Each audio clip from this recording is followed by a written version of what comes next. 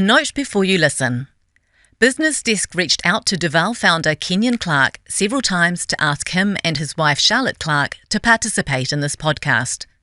While those requests were declined by the Clarks, they did tell us that the allegations made in this podcast are factually and legally incorrect. At the time of publication, New Zealand's markets regulator, the Financial Markets Authority, continues to investigate the Duval Group, and to date, no charges have been laid. Our invitation for the Clarks to talk to us and share their side of the story remains open. I've been reporting on business long enough to know that if you want to find out what's really going on, speak to those owed money. Behind the public face of a business, the details that become the most revealing are the experiences of those at the coalface and those who've been sold a vision. Once the polished PowerPoint presentations, glossy prospectus booklets, or the eye-catching social media posts have had their moment, the crux of any business is ultimately about getting paid. And when that's not happening, it's usually only a matter of time before patience wears thin and people start talking. The impression that we got was, well, you can either go to the press and try and destroy us, or you can stay close-lipped and we can work through this. Otherwise, we can just shut up shop and none of you will get anything. I'm Maria Slade, and this is With Us or Against Us, Episode 3 of The Fall of the House of Duval.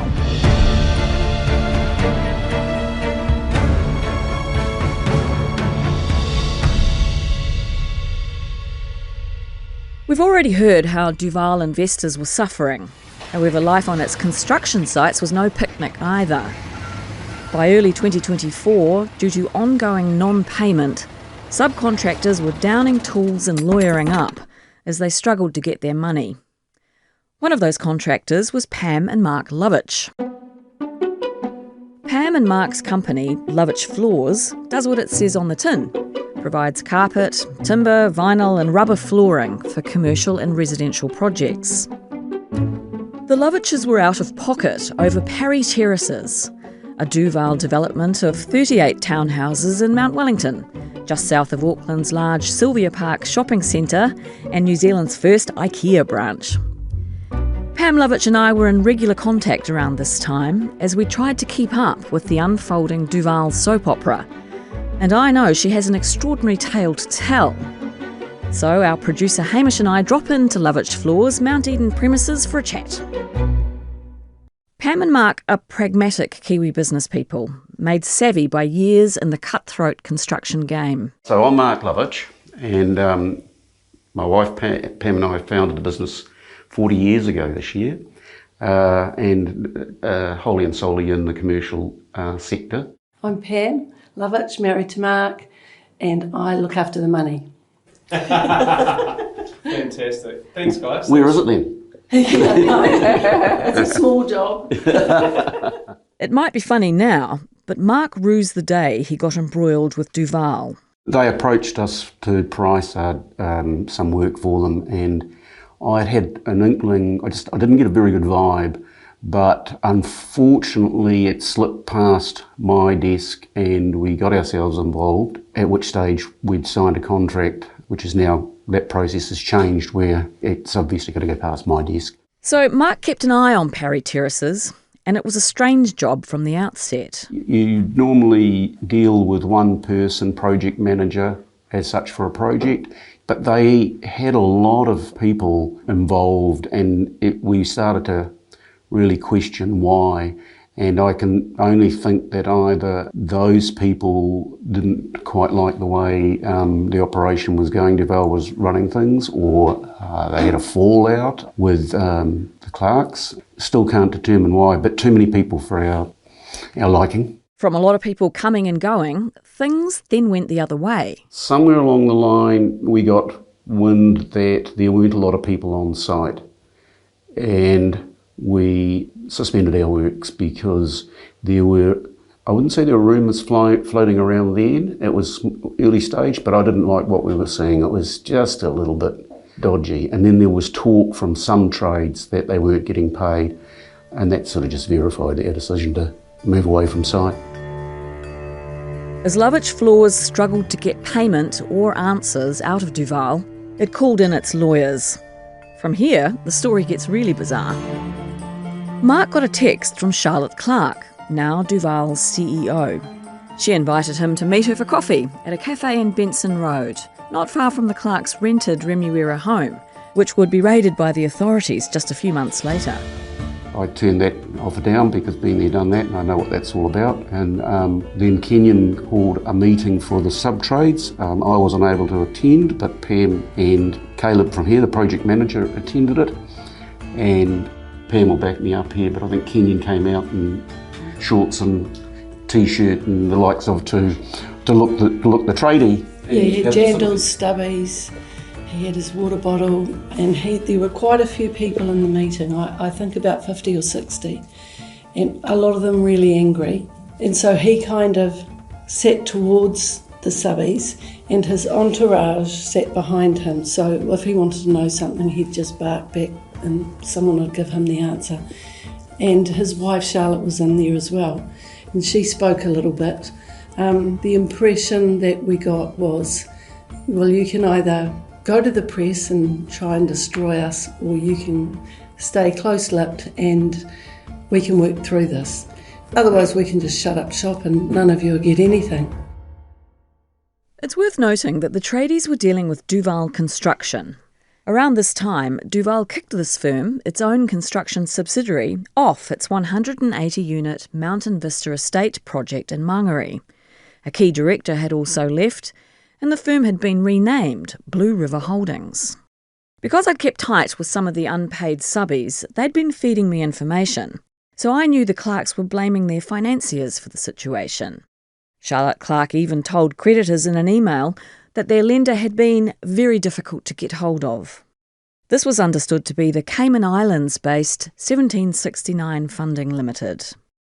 Pam says Kenyon Clark reiterated the claims, saying he'd be going into battle at a meeting with Duval's financier in a couple of weeks. They had some hold over the financiers, and he told us all that, you better believe that I'm going to go in there fighting because I'm a weapon, and I'm going to be fighting really hard for this. And he was quite fired up and aggressive in the beginning. As the meeting went on, he kind of simmered down a bit. And there was a guy sitting next to me that I felt particularly for because I'd heard about him. Can't remember what trade he was from, but he'd done a lot of work. He was owed hundreds of thousands or tens of thousands, and he was almost lost his house. And he said to Kenyon, I almost lost my house over this. He said, if it wasn't for a very good mate that helped me out. And he goes, oh, mate, I'm really sorry to hear that. I feel for you, I'm really, really sorry about that. And then he proceeded to go on and talk about, well, this is what the situation is. Nothing we can really do about it. I'm going to go on and fight and get some more funds so that we can finish these projects. And our first priority is to get you guys paid. But just, come along with me. Pam says the subbies that spoke out were pretty angry, but Kenyon brushed them off, telling them he'd talk to them later.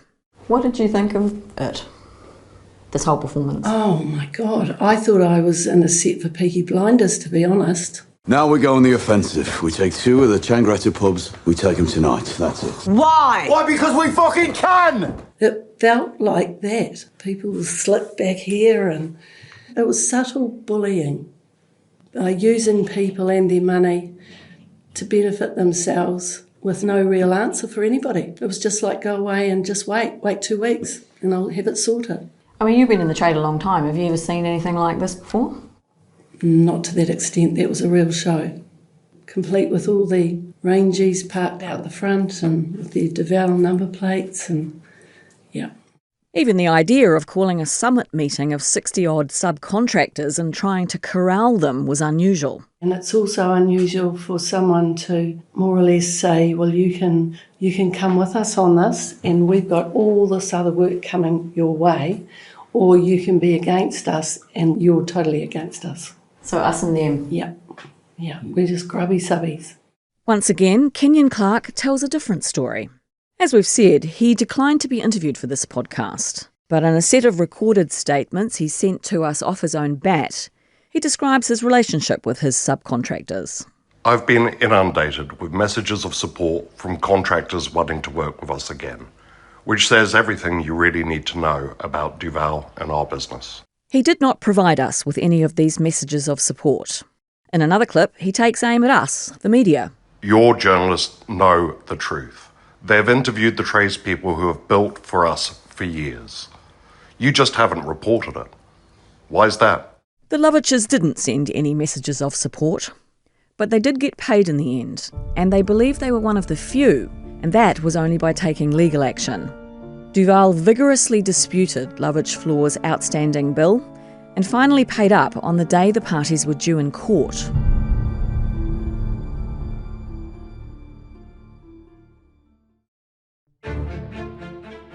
PwC, the statutory managers, are now in charge of Duval, and they say unsecured creditors are still owed $9.5 million. That's people like subcontractors and tradies. Duval could pay its lawyers, but not its subbies, it seems.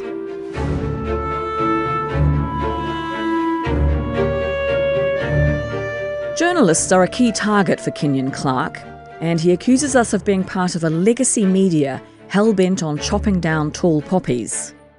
His bellicose refusal of our invitation to take part in this podcast is full of vows to bring an untrustworthy media to account.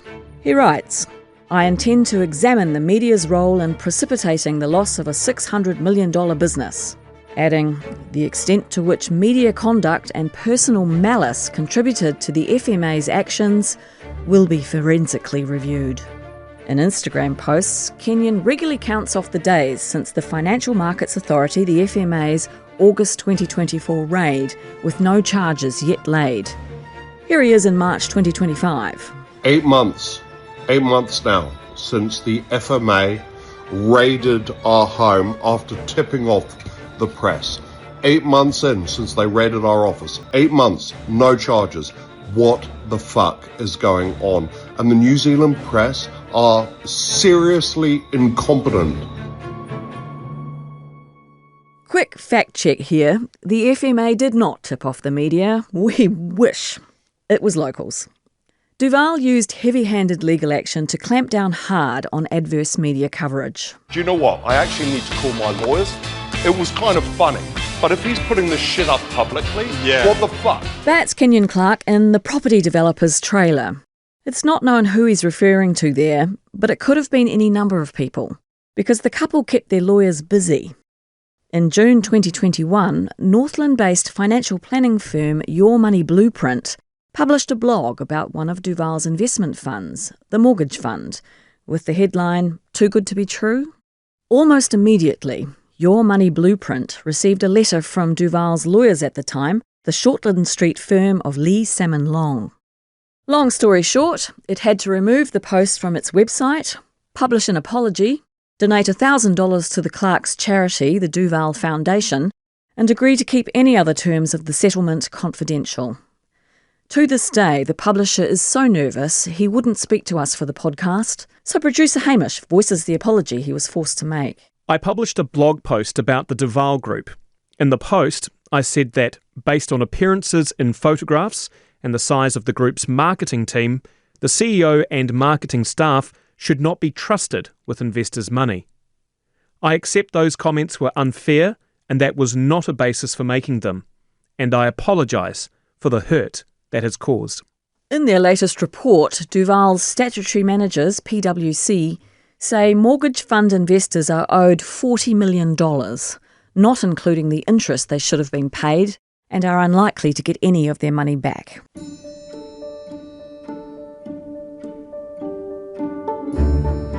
Just prior to the Your Money Blueprint apology, I found myself on the wrong side of the Clarks over a column I'd written for my employer at the time, the National Business Review, or NBR. This is the piece we referred to at the start of the series, and it's what kicked off my tumultuous relationship with the Clarks and Duval.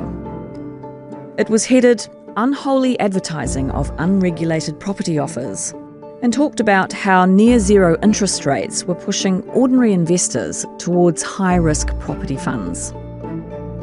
I was possibly the first journalist to point out that this new sector was relying on a loophole in wholesale investment rules to sell their wares to eligible investors. Put simply, it means ordinary mums and dads, attracted by glittering returns, can be drawn into investments that are way too risky for them. Next minute, we received our own letter from Lee Salmon Long. NBR stood firm against Duval's claims that the piece was defamatory and refused to take it down, aside from removing one peripheral sentence.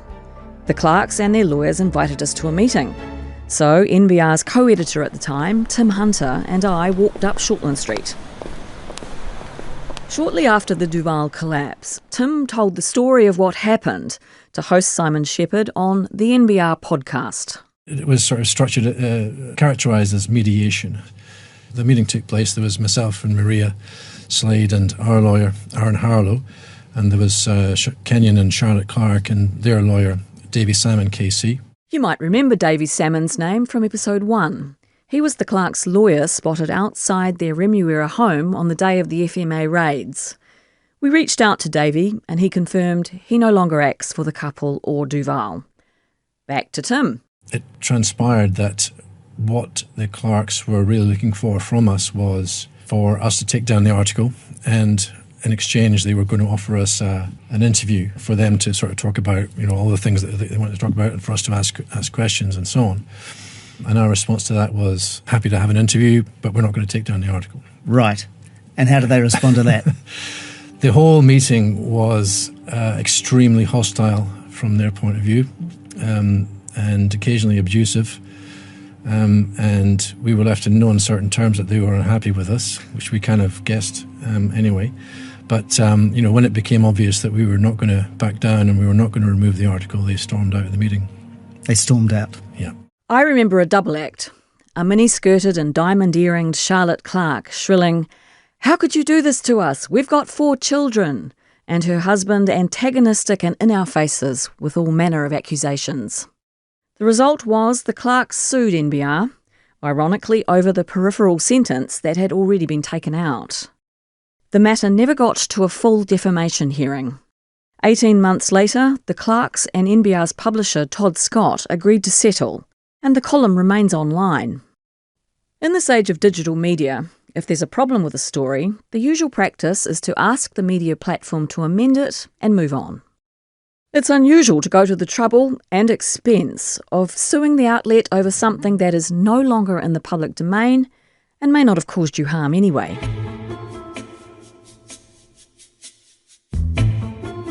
The experience was bruising, but I took it as part of the rough and tumble and continued to write about Duval, albeit with caution. I was really surprised in early 2025 to get a call from Mark Hanna, a defamation expert.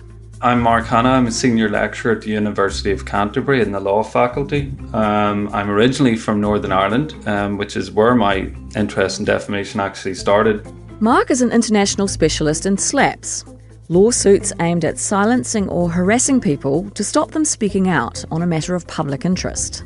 SLAPP stands for Strategic Litigation Against Public Participation.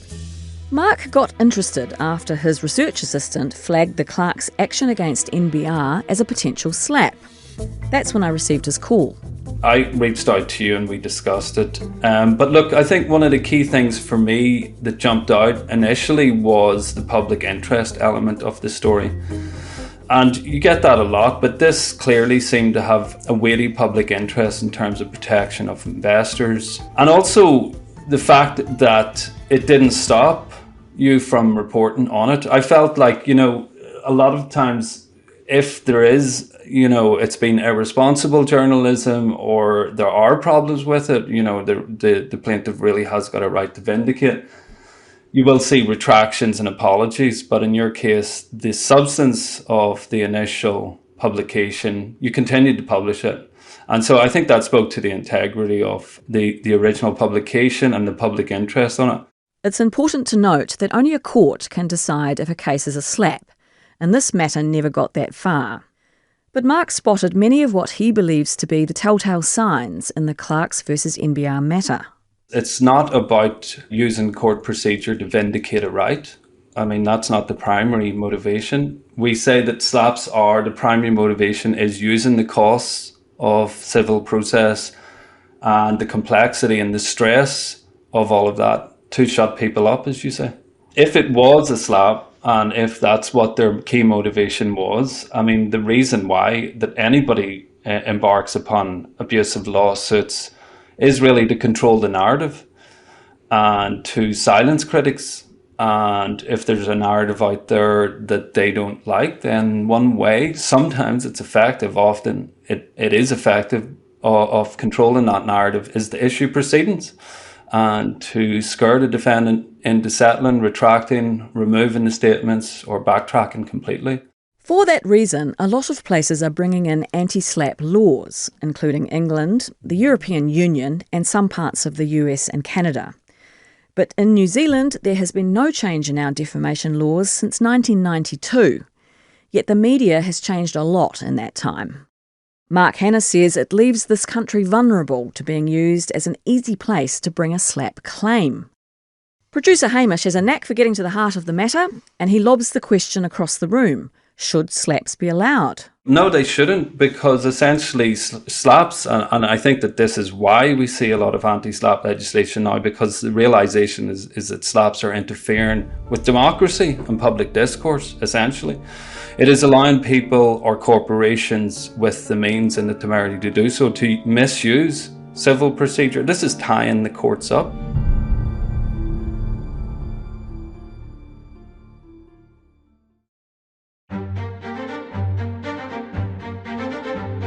Why were the clerks so brittle to criticism? Around this time, the FMA was becoming increasingly concerned that Duval and other property firms were relying on funds they dragged in through the eligible investor loophole. In 2021 and 2022, not only was Duval feuding with the media, it had a crack at the regulator. 6 months after my column appeared, the FMA ordered Duval to take down advertising for investments in its mortgage fund, saying it was misleading and deceptive. The FMA said the ads created the impression the fund was low risk, like a bank term deposit, when in fact property development and the financing of it are inherently risky. Instead of just complying and moving on, Duval accused the markets regulator of misapplying the law and took them to court, as you do. Duval lost. During the hearing, the FMA's lawyer told the judge that Duval had cast its net as wide as it could to see what it could haul on deck and then sort out whether they were keepers. In the last episode, Sharon Zollner, who's chief economist at the ANZ, described how house prices went stratospheric around the time Duval and others were persuading people to invest. The prices shot up very rapidly. They rose 50% in 2 years from what was generally agreed were too high levels to start with. It was the biggest housing bubble we have ever seen. Sharon goes on to explain the other part to this, why ordinary people just looking for a place to put their nest egg wanted to invest in the likes of a suburban Auckland housing developer. The key was the incredibly low interest rates at the time. When term deposit rates are high, that's an easy place to park your money. You don't have to think about it too much. It just ticks away there in the background. But when the official cash rate is 0.25 and your term deposit rate's less than 1%, then people start to get a little bit put out by that and do start to look for other places to put their money in, and housing has obviously traditionally been a very good investment in New Zealand. About 50% of New Zealand households' wealth is in housing. So when house prices are going up, FOMO kicks in pretty quickly, I would say, and it certainly happened in 2020 and 2021. The Kiwi obsession with property is renowned, and Sharon says based on the housing market's past performance, you can't blame them. We'll have a closer look at this in the next episode. But let's go back to Kate, our investor from episode 2, who put $150,000 into Duval's mortgage fund. In hindsight, which is, amazing, you could see that there was probably not that much transparency. And the few red flags I decided to ignore, and I put it down to my lack of experience in that field, because I've not invested like that before. Kate was deemed to be an eligible investor, and we need to explain more fully what that means. Duval and other property companies were offering wholesale investments. These financial products are unregulated. They don't have to meet all the strict rules and disclosure requirements that normal retail investments, like a term deposit, do. They're meant for people with a bob or two who can stand to take the risk. There are two ways you can be a wholesale investor. Either you're wealthy, for example, you're worth $5 million or more, or you invest at least $750,000 in an offer. Or you can be eligible, based on your investing experience. Eligible investors have to get their certificates signed off by a lawyer, an accountant, or a financial planner. Think of it like this. You've got two dog groomers. One's graduated from dog grooming school and has the official qualification. The other has years of pooch pampering experience under their belt and gets certified based on that. Apologies to dog groomers, but you get the idea. How Kate was judged to be an eligible investor isn't clear. She had little investing experience and didn't understand some of the features of the Duval fund. Her Duval rep was putting pressure on her to swap her investment for shares in the group's promised public listing, and this included asking her to re-sign her eligibility certificate. Because, before we convert into going to the public market, there are some certificates that are not signed properly, or there are some things that we need done by the FMA. So you just have to close off some loops, so if you could sign it again. And I said, no, I'm not going to do that again now. Yeah. Did you, you know about the whole wholesale investor and eligibility certificates and all that stuff now. Do you feel like you were a genuine wholesale investor? No. I know that to be a wholesale investor, you need to have a minimum of a lot more money than I had. So why was I eligible? How were people who were clearly not experienced getting these eligible investor certificates? For a clue to this, let's hear more from our former Duval employee, Rob, who we also met in episode 2. Rob was there in Duval's earlier days, before the markets regulator, the FMA, had formally censured the group. He describes a typical way eligible investors were signed up. I think it was spoken about internally as the criteria could be such that, if you had a Kiwi saver, you would meet the criteria as someone who had investing knowledge, which is a bit sort of loose, I would have thought. But and then to the point of getting those across the line, it had to be signed off by lawyers, accountants, right? And so there was a law firm that was across the whole way from Duval that investors would be walked over to with investment advisors and signed off on the spot, at times. So it was kind of like, come with us, we can sort that out for you. Yeah, I think it was a turnkey service. By 2022, markets watchdog the FMA had become so concerned about goings-on in the wholesale property investment sector that it did a big review. It warned 7 providers, including Duval, about using non-compliant eligible investor certificates and pinged 8 lawyers and 22 accountants for signing them. It has not named those lawyers and accountants. As we've said, Kenyon Clark wouldn't be interviewed for this podcast. But in an email he sent us of his own accord, he says New Zealand's capital markets are narrow and dominated by legacy institutions. He says Duval challenged this by showing capital could be raised transparently, deployed productively into loans, and used to build homes. Wholesale investors' funds only accounted for 5 to 15% of Duval's total borrowing at any one time, he claims. He didn't supply us with any audio on this one. Ex-employee Rob's example of people being eligible investors based on dubious grounds like they had a KiwiSaver account is something the FMA was only too aware of. In its review, it found people were being signed off as eligible investors on grounds like sold a farm, owns a rental property, has bought and sold houses, and has a term deposit or KiwiSaver.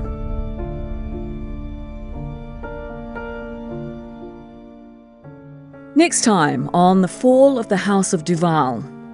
The eligible investor loophole that enabled Duval to raise funds is alive and well, and the FMA has to play whack-a-mole to clamp down on companies misusing it. Meanwhile, New Zealanders remain obsessed with property. I was a risk-averse person probably, but when I saw other people making money out of the real estate market, I thought this is a good thing, but misunderstood the apartment market. Have we learned anything? And that's the game. Present this image of ultimate success, tying it to an asset class that people also just think never goes down. Why would it not be safe? And could property's heyday be over? The next 30 years are not going to look remotely like the last 30 years. We will not see an upward trend in the amount of debt that households can hold, and therefore the last 30 years of housing performance is extremely unlikely to be repeated. That's next time on The Fall of the House of Duval. The Fall of the House of Duval is researched, written and hosted by me, Maria Slade. It's produced by Hamish Williams with sound design by Mick Andrews. Our executive producers are Duncan Bridgman and Jane Yee. Special thanks to Victoria Young, Garth Bray, Ethan Sills and Isabella Iramia. The Fall of the House of Duval is a Business Desk production for NZME with the support of the Milford Foundation's Brian Gaynor Business Journalism Initiative and MoneyHub. For more on the developing Duval story, visit businessdesk.co.nz.